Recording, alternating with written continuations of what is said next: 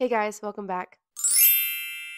First of all, I want to apologize that I am on the mend from being sick. So if I sound a little bit sniffly or congested, or if I start coughing at any point, I will do my best to edit that out. But today I wanted to do my February wrap up. I completed 15 books in the month of February, which isn't too shabby considering that it's a short month. So let's just get right into it. The first book that I finished in February was The Butterfly Garden by Dot Hutchison, and I'm just now realizing that I think this is the only thriller that I completed in February.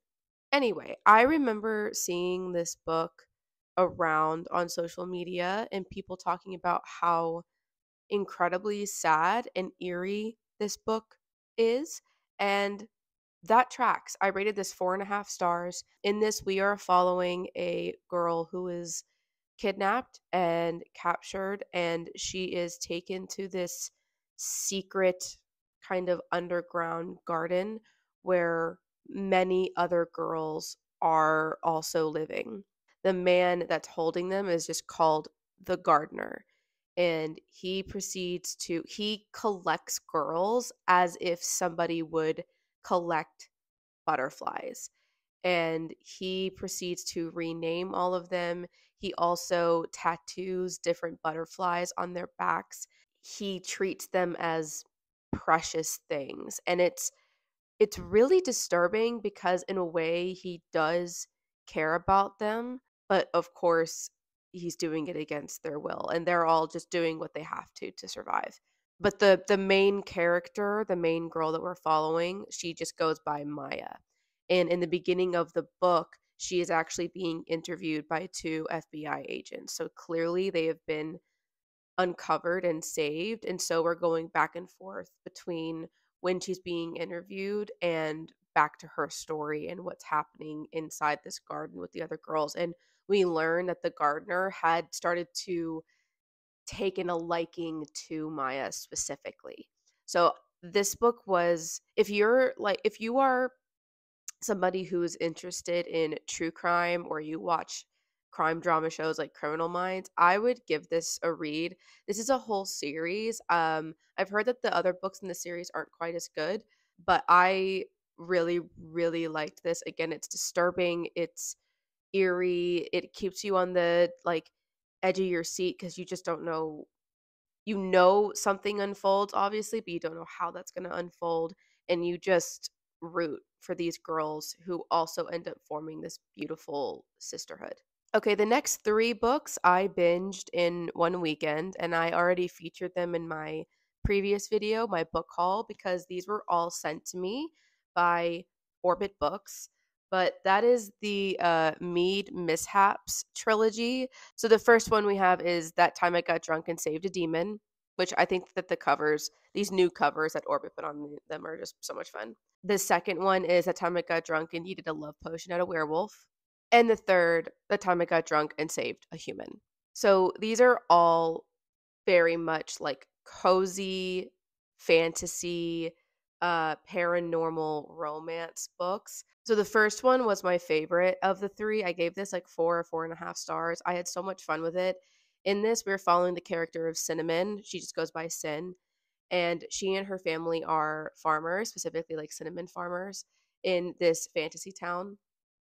And she runs one night on her way home, she runs into this demon named Fallon, who's like in this complete haze, and he's not himself, but he tries to attack her, but she's able to get him out of this haze, and you realize that he's actually a very nice man and very funny man and very courteous man. And he goes back to her home the next day to apologize to her family, and he ends up recruiting her to help him destroy all of these shrines around their kingdom that all give power to this main bad witch. And of course, along their quest, they end up falling in love. This was just so much fun. It's like when it comes to this whole series, it's important like not to take them too seriously. I just thought they were all so cute but also very smutty at the same time. I loved all of the characters in each of these, And I can't wait to read more of Kimberly Lemming's writing. She's hilarious, and she really just let her creativity fly with these as well. So yeah, if you're looking for a cozy romantasy that doesn't take itself too seriously, I highly recommend these. So much fun. So the next book I read was a TBR jar pull, and that's The Great Alone by Kristen Hanna. I think Kristen Hanna is a pretty well-known name at this point. The only other book I've read by her was The Nightingale, and I read that several years ago and gave it 5 stars. It was incredible. And Kristen Hanna is known for basically creating these female characters and throwing them into a very tumultuous time in history, or a very prominent time of history, and creating stories for them in that time. So The Nightingale was during World War II in near Nazi Germany. This was the Great Alone. This takes place just after the Vietnam War. And in this, we are following a family in Alaska in 1974. We're mainly following the daughter, Cora, and her dad clearly has PTSD from the Vietnam War. But back then, they really didn't know to call it that, and they didn't have any treatment for it. So it was a scary time for their family, and they decide to move to this really, really, really remote town in Alaska. There's not a lot of people that live there. And of course, during the wintertime, it is very hard to live there and very unforgiving. But he comes into some land there because someone left it to him. And so he packs up his family and they move. But being out in the middle of nowhere in the wintertime causes his PTSD to get worse and worse and worse. And so we follow this family over the course of several years. And he's also just very abusive as well to his family, which those him having PTSD and him being an abusive father and husband are not mutually exclusive. But she decided to make them mutually exclusive in this story. I really enjoyed this a lot. I didn't like it as quite as much as The Nightingale. I felt it's a pretty chunky book, and although I did enjoy it, I felt like the pacing was a bit off. Like it really started to drag in the middle, and then at the end, it just rapidly sped up. It was almost like she was like racing to get to the end at a certain point, and I also personally felt like the dad character was a bit two-dimensional for me. He was just like always the villain, such the villain, and I think that it would have been much more impactful for me if we could have seen a lot more of his good side before he really started to deteriorate at the end. But we really don't get to see that. So I liked it. I would love to read more of Kristen Hanna because, I mean, her talent is indisputable in my personal opinion. But yeah, so I liked this a lot. It wasn't a 5 star read for me. Almost sniffly. Okay, next is actually another TBR jar pull, and that's God Killer by Hannah Kaner. This was an interesting book. It's a fantasy book, and it's small. It's like one of the smallest fantasy books I've ever read. Or shortest fantasy books I've ever read.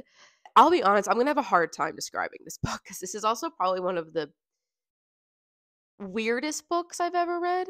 Not in a bad way. It's just very unique, but in this world, y- it's easy to create gods simply by building a shrine and worshiping them. But at the start of our story, gods have become illegal. We follow our main character, Kisen, who lost her family due to a god when she was young, and now as an adult she is a badass god killer, and that is her job. She's basically a bounty hunter for gods and an assassin for gods, not for gods, to kill gods and to eliminate them. But along the way she crossed paths with a young girl who is bonded to a god, and if they're separated she will die. And they cross paths with a knight who is also on a mission, and they kind of form this peculiar band together to get to the bottom of why this young girl is bonded to this god, and they each have their own motives. Yeah, very peculiar book. I had heard a lot of good things about it, so I went into it with high hopes. It didn't quite hit all the expectations I had, I'll be honest. I really loved the main character, Cassandra. She's so funny, and such a badass. And I thought that I liked the other characters too, and I thought that, you know, and I thought that the relationship that they all have together is really sweet. I don't know, but it just didn't quite do all of the things I was hoping it would. I thought that the middle of it was kind of it's not a long book, but the middle of the story was just kind of boring to me. So the second book is coming out this year, but I don't think I'm gonna read it.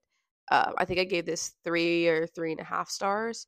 Would I recommend it? Sure. I think that other people might get a huge kick out of it. It just wasn't for me personally. Next, I read 7 Days in June by Tia Williams. I had heard Oh my gosh, I've heard so many incredible things about this romance, and I was like, "Okay, sold, like, I wanna get my hands on it." So in this book, we are following a woman named Ava Mercy. She is a single mom, and she's also a very well-known erotica novelist. She also deals with chronic pain, and that becomes important throughout the storyline.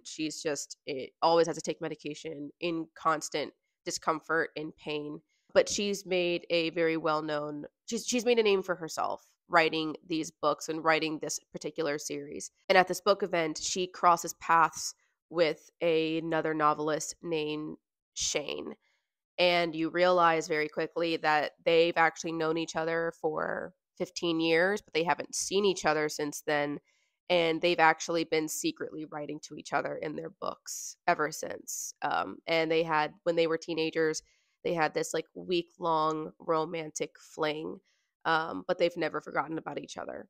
And then as they reconnect, all of this other stuff starts coming up from their past. So I wanted to love this book with all my heart. I wanted to give it 5 stars, but unfortunately that didn't happen. I really loved Tia Williams' writing for the most part, but I did have some issues with the book.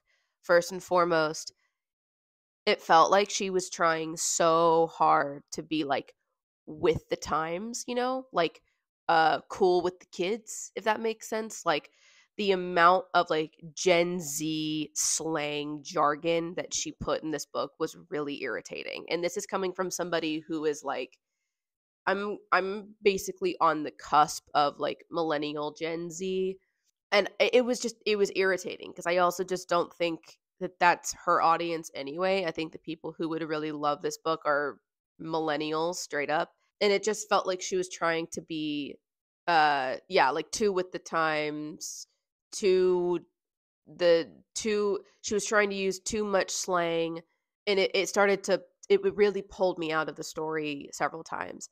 Also, I don't think she had a good grasp on the tone of the book. Like, it really felt like she couldn't decide whether she wanted this to be like a feel good, fluffy rom com or a heartbreaking, gut wrenching love drama.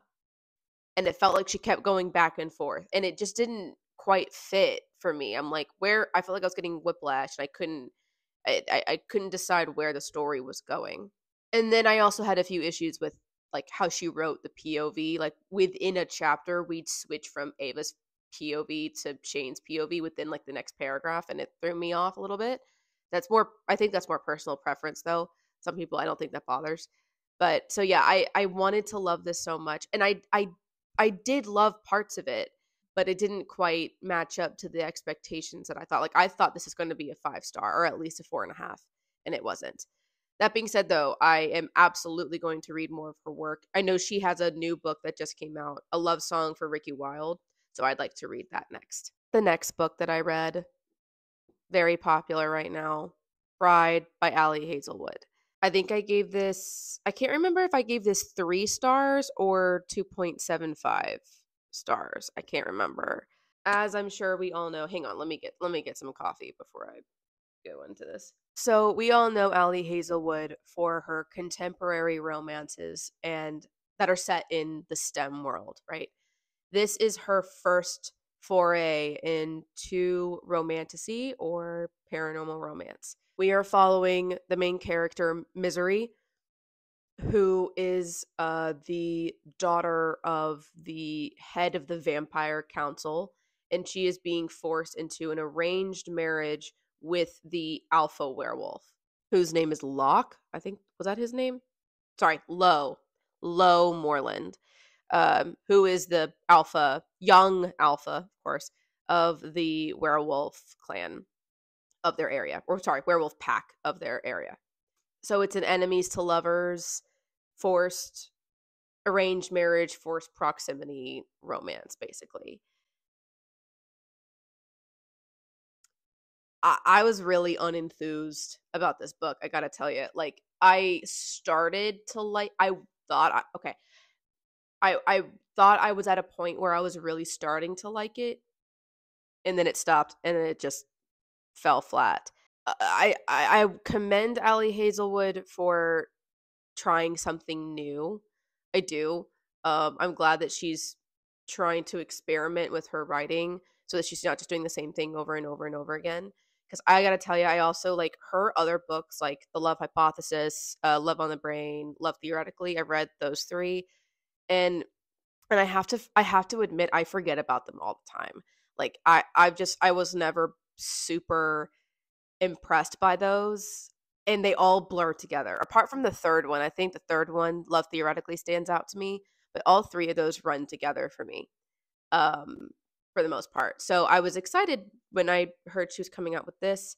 I liked Misery and Lowe's relationship, and I liked their banter, and I liked how they gradually went from like not trusting each other to allies to friends and then to lovers. I did like that progression, but like Misery as a character was really frustrating for the most part. Which I think this is actually kind of a trend when it comes to how Allie Hazelwood chooses to write her female main characters. She was so smart about certain things and then so incredibly stupid and oblivious about others. And that was really frustrating. Also, I mean, the story itself was extremely predictable, which a lot of these stories are, but it was like predictable to an annoying degree. You could tell she was trying to throw you off, but this is also something that is a personal pet peeve with Allie Hazelwood for me. I do not like how she writes her antagonists. Antagonists are hard, they're hard to do, but for me they're always 2D when it comes to Allie Hazelwood, and they're cringy, and I have felt that way uh with this book. And then okay, this was also my first experience with nodding. I'm not telling you what that is, you can look it up yourself, and it will be my last. Not for me. Not for me, my dude. Like, it skeeved me out. It skeeved me out personally. Listen, you read what you want to read, but I don't understand why that is like a popular, the Omega verse situation. Like, I don't understand it, and I don't get why that's popular. It freaks me out. So, yeah, first experience and last experience with that. No, thank you. I think this is going to be a series. I don't know if I'm going to keep reading it though. I'm like, there's too many books that I love vampires, but I don't know. This was just blah to me. Not worth the hype, in my personal opinion. Okay, next two books. I didn't read these back to back, but just for the sake of the video, I'm going to just put them back to back. But I read the next two books in the Percy Jackson series. Reread them. I'm doing my reread this year of this. So as I'm sure most of us know already, second book is Sea of Monsters, and the third book is The Titan's Curse. I actually just finished this yesterday. Yeah, I reread The Lightning Thief for the first time in like 12 years last month. And now I've read books 2 and 3, and this has been so much fun. And like, what's different about rereading this series is that I don't remember anything. I thought I did, and I'm like, no. I remember certain like key points in the plot, but like reading the third book, for example, felt like reading it for the first time. I'm like, I don't remember this at all. And there's not much else to say. I mean, I I actually, surprisingly enough, I actually liked the third book a little bit better than the second one. I did not expect that to happen. But I'm just loving with each book we are meeting more people, more characters in the Greek mythology lore. The kids are starting to get a little older, so things are starting to get a little bit more complex, a little bit darker. And I'm having a lot of fun. So I just have books 4 and 5 left in the series, which frankly, I will probably knock those out in March. And then, so my next question for you, I can also look this up, but for y'all, I know there's like several other series that Rick Riordan has written like in this world. So what do I read next after I read the last book in the Percy Jackson series? Because I've never read any of those, but I'd like to. Because this is just so much fun. As someone who also just loves Greek mythology, I mean, this is what got me started in Greek mythology, and to begin with. Let me know what I should read next. I know there's like the Apollo one, right? And then there's another one where the Percy Jackson kids come back, or is that the same one? Help me out. Let me know what I should read after I finish the Percy Jackson series. Okay. Then the next book I read, Butcher and Blackbird by Bryn Weaver. Everyone, listen, everyone's been talking about this book on TikTok. I've been seeing it everywhere. I've also been seeing it on Instagram, but mostly on TikTok. Y'all should know by now how wary I am about book talk recommendations, because I've been burned before, and I would say 8 times out of 10, I don't like book talk recommendations. But this one piqued my curiosity enough where I'm like, okay, I will give it a shot. In this, we are following 2 serial killers, Sloane and Rowan, who specifically kill other serial killers. And then they form a like friendly alliance and decide to compete against each other over the course of a few years. And that, of course, then eventually turns into a romance. So I want you to imagine like the show Dexter, but there's 2 of them, and it's set in a romantic comedy tone. That is what this is. And I gotta tell you, I had a great time. I had a great time with this book. What I liked about it is that, once again, it did not take itself very seriously, and I loved that. So I encourage you, if you're going to read it, do not take it very seriously.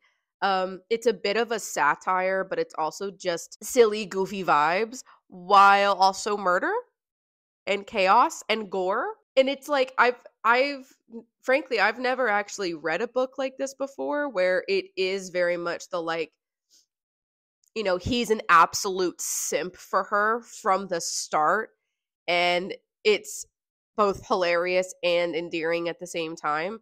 Well, he's also borderline psychopath. And both of them are capable of extreme violence, and it's nasty at points. They're really gruesome, graphic scenes. This book is fucked up. Like, don't misunderstand, but I loved every minute of it. I think I gave this like 4.5 stars.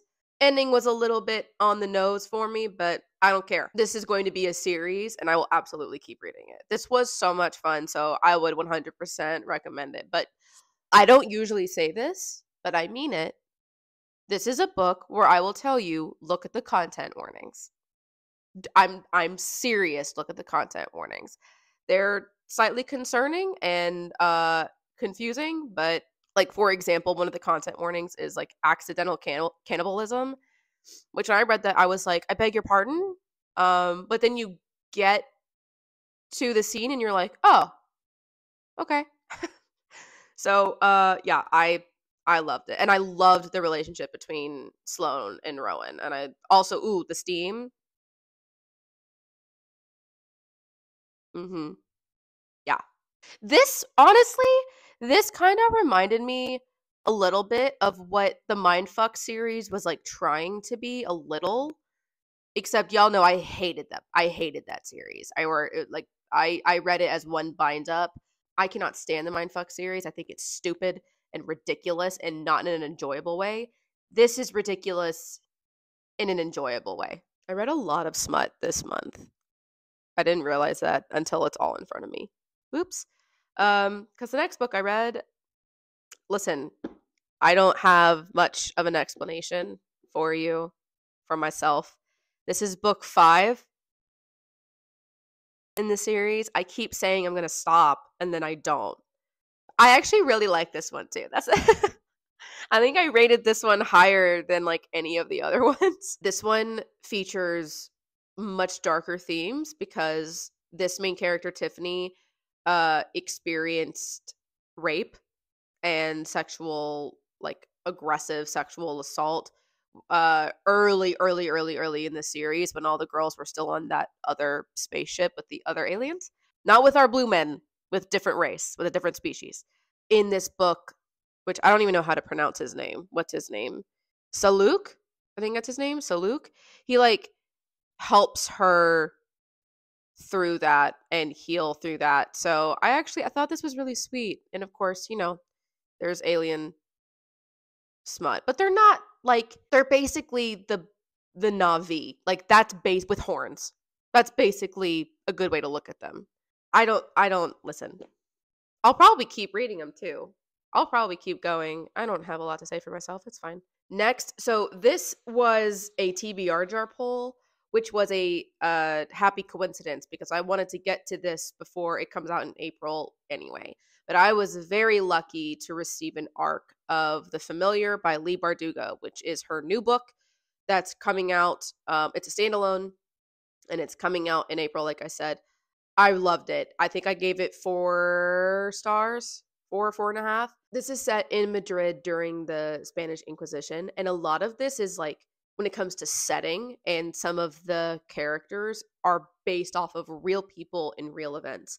We are following a servant girl named Lucia, who we come to realize has these very unique powers. And she then gets the attention not only of her boss, her mistress that she works for, and the Dawn, but then also people above that. And then she gets forced to enter this competition, where she is their champion. And this is unlike anything Leigh Bardugo has written so far. And that excites me so much with a popular author. When I see a well-known author starting to just explore with their writing and with their tropes and with the worlds that they create, that's really what makes me excited to read and become just an instant fan. Like, I've already been a huge fan of Leigh Bardugo and her work, especially once she came out with Ninth House. I loved Ninth House. This is so different from everything that she's written, and I loved it. It's dark, it's gritty, it's raw, it's gory, it's sensual, and it's just so unique. And I think that this will be a favorite for a lot of people. So I'll be making like a real post about it on Instagram probably in the next few weeks, but I'm excited for everybody to read this because I loved it. Okay, the next book that I finished was The Sunken City by Emma Noyes. And this is interesting because Emma reached out to me 2 years ago to send me this book, this is her first book in a trilogy. And I told her, obviously, of course, I'd love to read it. She sent it to me, and then I completely forgot about it. And it's been sitting on my TBR shelf for 2 years now, and I feel so bad. But she has gained a lot of notoriety and a lot of followers on TikTok for other things. Like, she has just, if you go on her TikTok page and you see her like most viewed videos, she like has one about her brother because her brother's like 20 years older than her or something. She went viral and got well known for other things, but she started promoting her book again now that she has like a larger platform. And I like made the connection that like those are the same people. And I felt like a complete jackass for not reading her book. So I was like, I have it. I'm going to read it. And I'm so glad I did. Okay, so this book, I want you to imagine Pirates of the Caribbean mixed with Little Mermaid a little bit, mixed with like Atlantis, and then you just pepper in the Salvatore brothers in there from Vampire Diaries. And that's what you have with this. I feel like it's been a long time since I read a book where you can just feel how much fun the author is having writing the story. And I could just, that bled through the pages so clearly with this. I would categorize this more as YA because the main character Amare is 17. And I don't typically reach for YA as much anymore purely because of what I am looking for in a story. Like YA books still are written very, very well. And most everybody can still get enjoyment out of YA books. So please don't misunderstand. It's just not usually what I reach for when I'm reaching for books nowadays. That being said, I really enjoyed this. Like the author just let her creativity loose for this, and it was wonderful, and I had so much fun with it. Personally, I do wish the characters were aged up a little. Like I would have preferred the main character Amare to be 19 or 20, but I understand why she had her be 17. And essentially, what happens in the story is Amare was raised as an orphan on a pirate ship. So she's raised by badass pirates. The captain on that ship is a fearsome, well known pirate, but he's basically her uncle. Very early in the story, during a storm, she ends up uh, getting lost in the ocean, and she finds this underwater city called the Sunken City, and she realizes the king of the Sunken City is her birth father, and all of this stuff starts to come forward because like then witchcraft and witches are illegal or forbidden. She ends up falling in love with two brothers, hence the Salvatore brothers. One is good, one is not so good. And I just, yeah, I also absolutely loved the friendship between Amare and Showa. I thought that was just the most endearing, sweet relationship. And I immediately ordered the next two in the series, which should be coming in the next couple days. So I really enjoyed this. If you want to support a indie self-published author and you're looking for something fun, piratey vibes, absolutely check this out. The last book that I read this month is, I know I told you it's a lot of smut. I didn't do that on purpose, but Scarred by Emily McIntyre. Now, this is a part of her Never After series, which are basically dark retellings of Disney, popular Disney stories. I read the first one last year, which is Hooked. That's a Peter Pan retelling, and I thought it was okay. I think I gave that like 2.75 stars. It was all right. I didn't give it I don't think about it very often, and I kind of forgot the plot too. It's like it didn't really stick with me.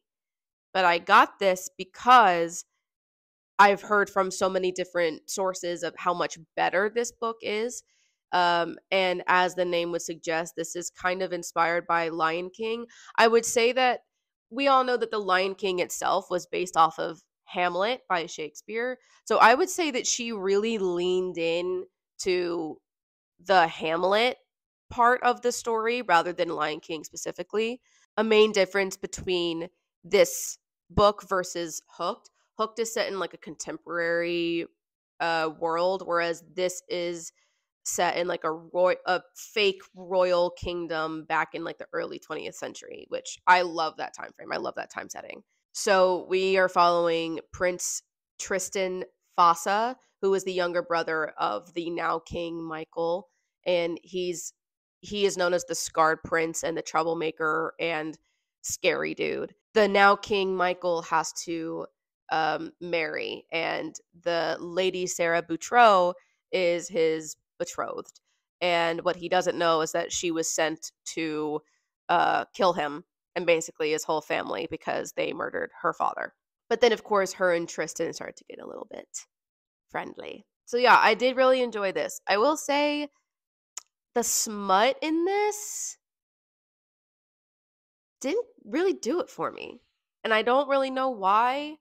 I just think that like, what I prefer to read when it comes to spicy scenes, this just I don't really know how to I can't put my finger on it. This one just was kind of like, oh, I don't know how I feel about that. I don't know how I feel reading that. And I don't know why.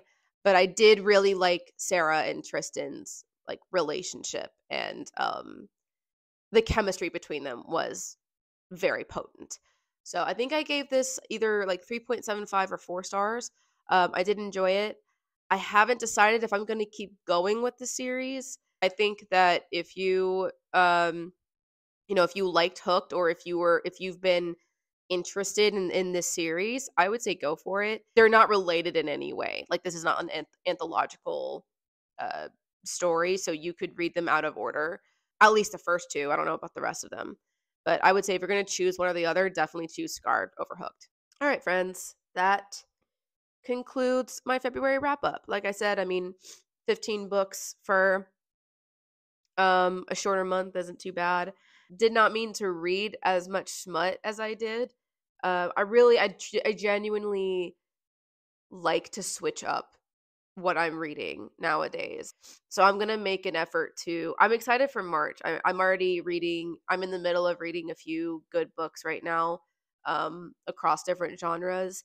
I'm gonna make an effort in March to really read other things other than a lot of smut, just because it kind of gets boring after a while. So I'm excited. I think March is going to be a good month. But thanks as always for watching, and I hope that you guys had a wonderful February. I will actually be starting a new job next week, so things are going to be pretty busy. I will try to continue to post semi regularly on here. But as always, if you are curious about what I'm up to, please follow me on Instagram and or TikTok and Goodreads, because I'm much more active on those apps. But thank you for watching. Thanks for your support, and I will see you next time. Bye.